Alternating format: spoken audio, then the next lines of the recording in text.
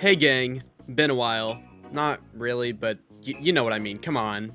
And while I was on my extremely long break, I looked over my previous uploads. I've mostly gone over recent fan games like Knocking on Heaven's Door or the Fazbear Armageddon, and they have all genuinely impressed me. However, I wanted to do the opposite of that. I decided to go back to the year of 2017 with one of the most unique, for lack of a better term, fan games that I've ever seen. 2017 wasn't exactly the best year for FNaF fan games, with the only real major release being Five Nights at Candy's 3.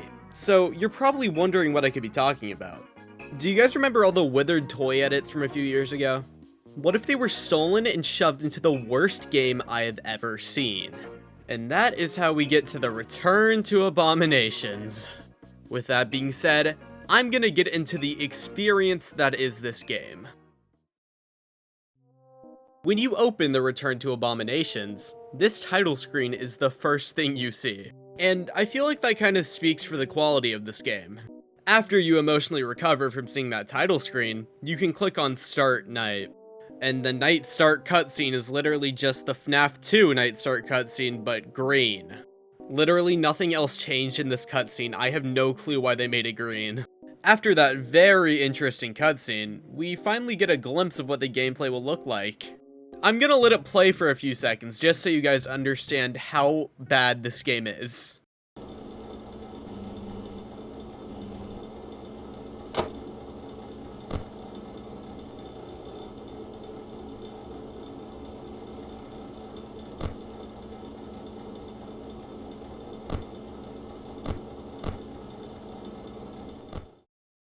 And as you can probably tell from that footage, it is almost the exact same as FNaF 2.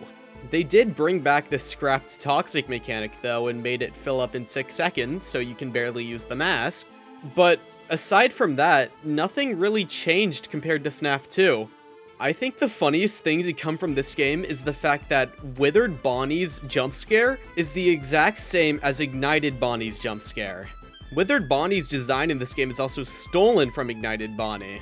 For a matter of fact, everybody in this game is stolen. I tried my hardest to find the original creators of each of these images, but I couldn't because it's been almost 10 years. If you know where any of these come from, please let me know. And that's all there really is to this game. There is a remaster though, and it carries on the original game's legacy for better or for worse. The Return to Abominations Remastered is very similar to the original game, except that it adds the sister location animatronics, Springtrap, and Mystery. Who the hell is Mystery? Oh. The nights in this game are pretty much the exact same as the original, except they added the music box back. However, after you beat all 5 nights, there is another night you can do. The Innard Night, from Sister Location. And again, I feel like I need to let the gameplay speak for itself here. I can't really put into words what's going on.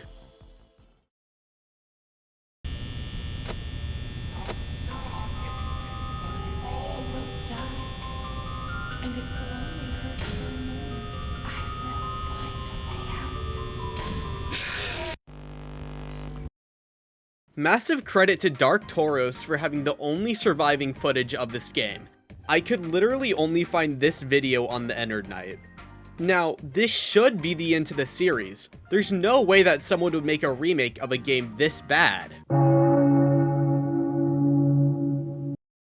And that is how we get to the Return to Abominations remade. This fan game improved on many of my complaints that I had with the original, which is basically everything. Instead of stealing, it used free use models, which is great. It also fixed most of the mechanics and added a few extra animatronics, like fazfreak. Oh fazfreak, how I love you. But that's not me saying that this game is perfect by any means. The Return to Abominations remade definitely has some pretty big flaws in it. My complaints mostly have to do with the difficulty, so we're gonna postpone that for a little bit while I explain the gameplay. The nights in this game are significantly improved from the original, and most changes that they did do are for the better. There is one reason I say mostly, and that is the music box. The music box is quite possibly the most confusing mechanic I've ever seen in any FNaF game ever, even beating Post-Shift 2. The music box has two modes, one where it winds up and one where it winds down. How this is possible? I have no clue. If the music box is winding up, you'll need to hold right click on it. If it's winding down, you'll need to hold left click on it. You want to keep the music box as close to the middle bar as possible. The way it alternates is seemingly at random, and there's no way to tell if it's switched if you're not looking at the camera. Aside from that major change, the rest of the animatronics work pretty much the same. There are 4 new additions though, the first of which being Shadow Freddy. Shadow Freddy will appear in your office, and it's very easy to tell when he's there because his face is fully visible. You want to keep an eye on him until he fully manifests, and when he does, just make sure you're looking at a camera and not him. Shadow Bonnie is the next one up. Shadow Bonnie is pretty much the opposite of the puppet, with you having to stare at him in the office instead of a camera. He'll slowly demanifest the longer you look at him, and this is incredibly annoying when you're dealing with a puppet at the same time. Those two together make Night 5 one of the most stressful nights I've ever played in a FNaF game. And then, the final actual animatronic, Springtrap, appears on Night 5. They even added an audio lure mechanic just for him on this night. Springtrap works exactly the same as he does in FNaF 3. I know I said that there's 4 extra animatronics in this game, and there is. The 4th one is our good pal Mystery. I don't really count Mystery as a threat, because from my experience, he only puts pop-ups on your screen. Like, that's literally all he does. He pretty much just whispers in your ear about how he's gonna kill you every time he shows up. Also, you literally get the chance to say fuck you to him. After you beat Night 5, you unlock the new and improved Ennard Night, but with every single Funtime animatronic. And we're also in the FNaF 1 office for some reason. Anyways, Ennard works pretty much the exact same as the puppet does, and everyone else just goes to your doors. This night, instead of having normal cameras, you have the Ennard camera, and then you have icons similar to the air ducts in Ultimate Custom Night. You also have to manage how hot the room is, which can be lowered by turning on the fan on your desk. That will make the power drain faster though. After you finish the Ennard Night, you unlock this cutscene.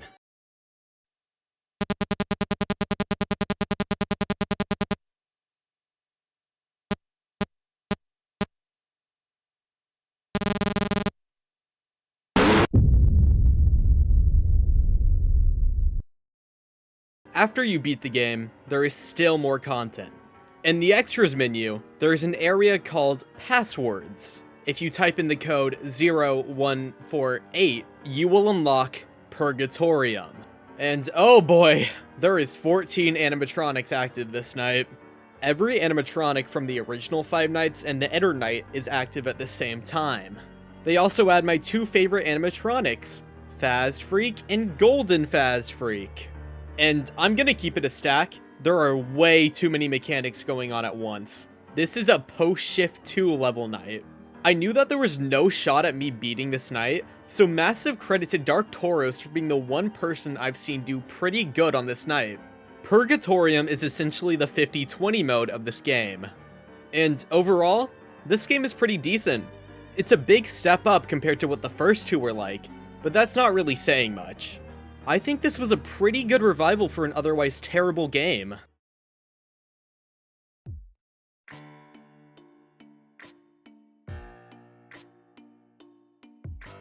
Overall, for starting as one of the worst fan games that I've ever seen, I'm glad that there's at least a somewhat happy ending for the return to Abominations.